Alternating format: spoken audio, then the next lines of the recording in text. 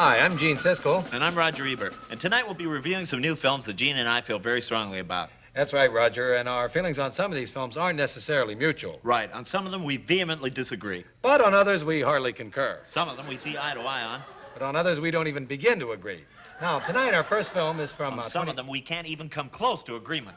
It's from 20th Century Fox. It's a new... And even if we did agree on some of them, the rest of them we would argue about because we don't see eye to eye on them. Right, Gene? That's right. When that happens, the fur is really going to fly. That's when the popcorn will hit the fan. All right, here's our first film. As I was saying, it's from 20th Century Fox. It's another in the Star Wars series, and this one's entitled Empires Are a Girl's Best Friend. Now, they claim this cost $50 million to make, so let's take a look at it.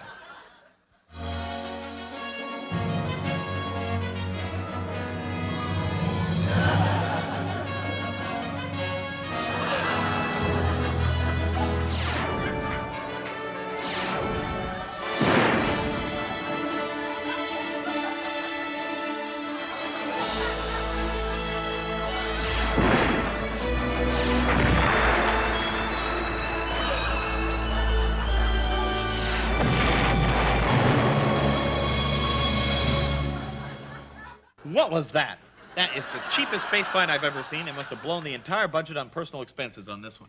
I think this is the worst Star Wars that I've ever seen. It just stinks, and I give it a 0 rating. Well, you know, Roger, I agree with you 100%. It was the rottenest film I've ever seen, and I also give it a 100% bad rating.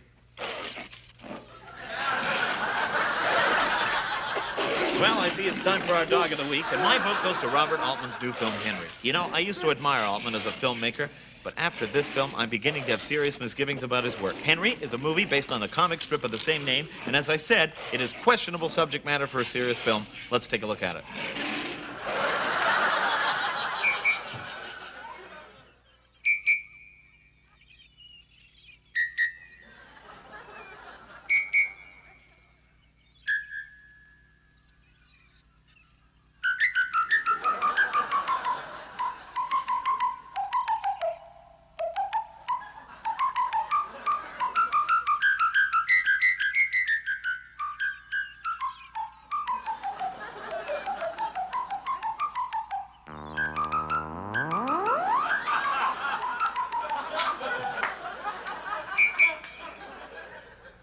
Well, I totally agree with you, Roger.